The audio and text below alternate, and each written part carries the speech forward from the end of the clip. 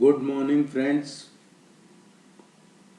Welcome on Grasp IAS, myupsc.com, current affairs question bank section or current affairs question bank series. Today, current affairs question bank 20th October 2020. We have covered these questions from some authentic and various sources. Today's newspaper, The Hindu and Indian Express, and these are very important for UPSC, civil services and state PSC competitive exams. If you guys are found helpful for your preparation, these questions, please subscribe the channel. Then you will get the notification on time. Let's begin. Question first. Which of the following correctly defines the Buddha pattern of water conservation that was in news recently?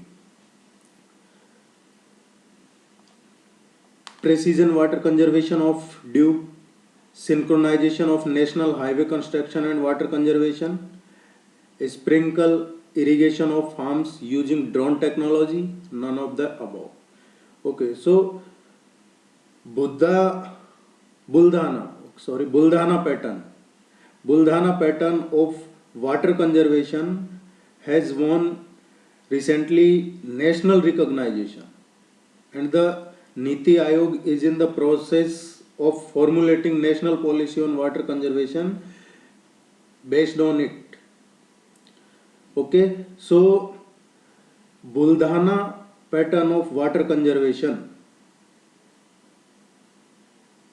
it is correctly a synchronization of national highway construction and water conservation. ये अभी recently इसको recognition किया है, इस method को water conservation के लिए का मेथड है. So the correct answer is synchronisation of national highway construction and water conservation. Second one is the right answer. Next, second one is the correct. आप यहां से थोड़ा डिटेल में खुद के नोट्स बना सकते हैं. Which of the following treatment option were used in solidarity trial for COVID-19? Okay, इनमें से कौन सा मेथड है? अभी ये काफी चर्चा में चल रहे हैं, सब अपने अपने ट्रायल कर रहे हैं अलग अलग कंट्रीज में. Remdesivir, lopinavir, आइसोनाइज.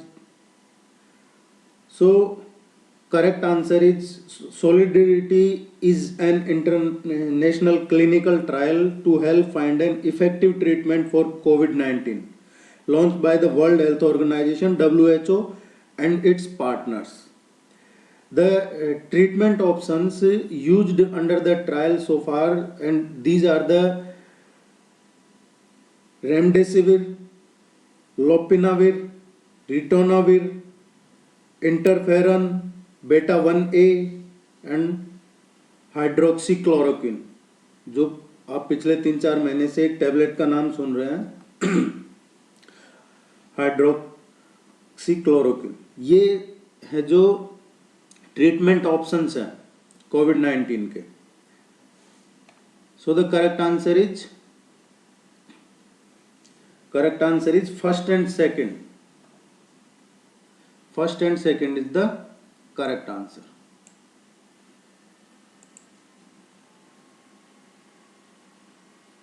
Next,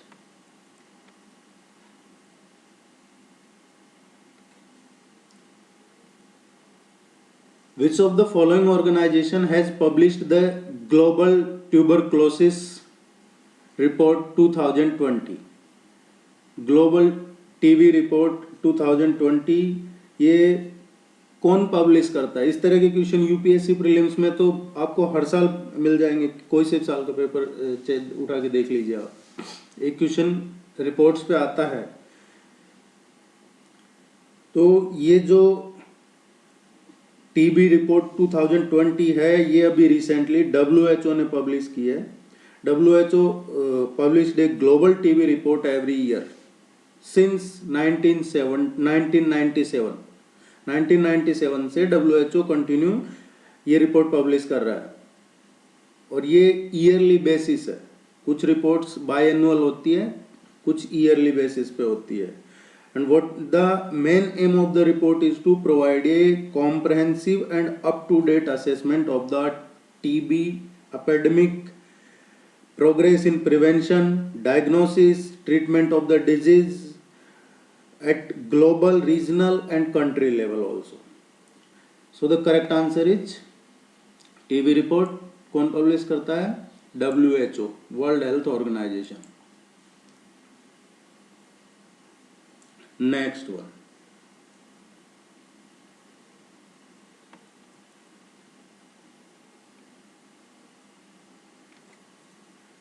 The SARS protests have been in news recently in which of the following country? ये एंड तो आप जानते हैं कि भाई इसको किसी को खत्म करना है, फिनिश करना है, इसको खत्म करो। SARS is a short form of special anti robbery squad. Nigerians have been protesting against the special anti-robbery squad. It is a police unit,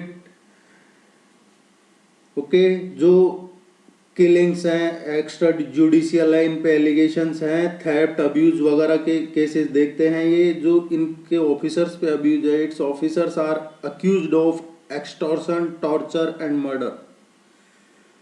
ये नाइजीरिया में एक ग्रुप है, स्पेशल एंटी रॉबरी स्क्वाड बना रखा है। इनका काम ये होता है कि जो एक्सटॉर्शन है, वो कोई किलिंग हो गया, मर्डर हो गया, इस तरह के केसेस की जांच करने का। तो इन पे अभी आरोप लग रहे हैं कि ये एक्सटॉर्ट कर रहे हैं और टॉर्चर कर रहे हैं, मर्डर वगैरह, और जो जुडिशियल कस्टडी में डेथ हो जाना। ये नाइजीरिया में नहीं है, ऑल ओवर वर्ल्ड की प्रॉब्लम है। इंडिया में भी अभी काफ़ी चल रहा है, ये काफ़ी जगह प्रोटेस्ट होते हैं, even that on monthly basis, कि पुलिस कस्टडी में डेथ हो गई रही है। ये सभी जगह हो रहा है, तो ये ठीक नहीं है। पर इसके लिए नाइजीरिया में एक पीपुल्स प्रोटेस्ट है ये गवर्नमेंट के खिलाफ कि भाई इसको ख़त्म करो। ये जो आपने स्क्वाड बना रखा है, ये है जो ठीक नहीं है। Okay, so the correct answer is Nigeria, second one. थोड़े टाइम पहले आपने सुना भी होगा एक अमेरिकन जॉर्ज फ्लॉयड के साथ क्या हुआ था। नेक्स्ट क्वेश्चन,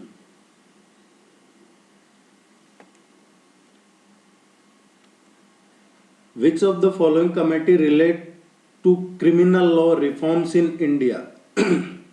ये उसी से मिलता जुलता है ये टॉपिक जो अभी हमने क्वेश्चन नंबर 4 में पढ़ा है।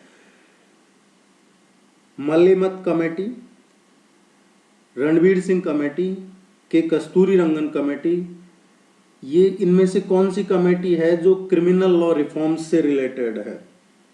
फर्स्ट की बात करते हैं। मल्लिमत कमेटी है जो 2000 में कॉन्स्टिट्यूट की थी by the home ministry on reforms in the criminal justice system of India. इसने इसकी रिपोर्ट सबमिट की 2003 में।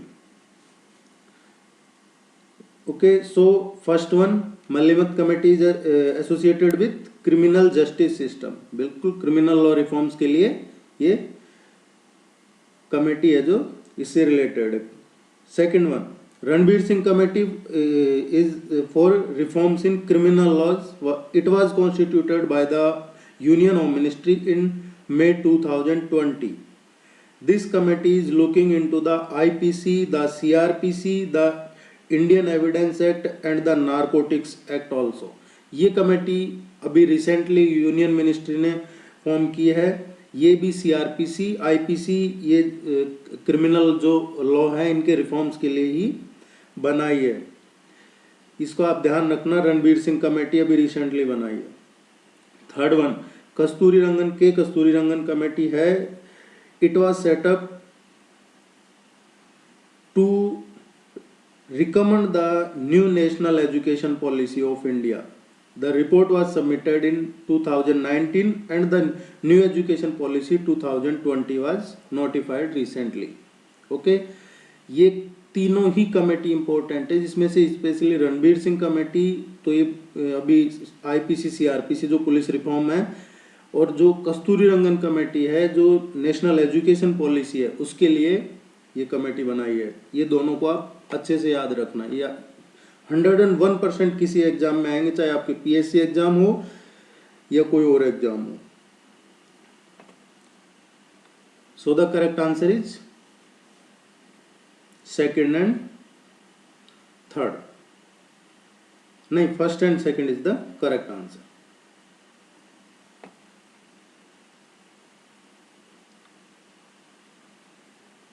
Next, what is the Karman line?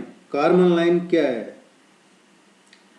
Karman line is actually a common definition of space is known as the Karman line. ये common definition है and it is a imaginary boundary line. Imaginary boundary 100 kilometres और approximate 62 miles above mean sea level, and this 100-kilometer Kármán line was recommended to the Federation Aeronautic International, the internationally recognized body for recording aeronautic achievements. Okay, तो ये है जो mean sea level है उससे 100 kilometre above एक imaginary boundary line है, जैसे हमारे इक्वेटर है, या आप ये जो और मैप में लाइंस हैं 23.5 साउथ, 23.5 नॉर्थ, 180 डिग्री, ये जितनी भी लाइंस हैं इन्हीं की तरह ये भी एक लाइन है 100 kilometre above the mean sea level, और इसी को कारमन लाइन बोला जाता है। Please subscribe. Thank you so much. Best wishes for your competitive exams. Thank you.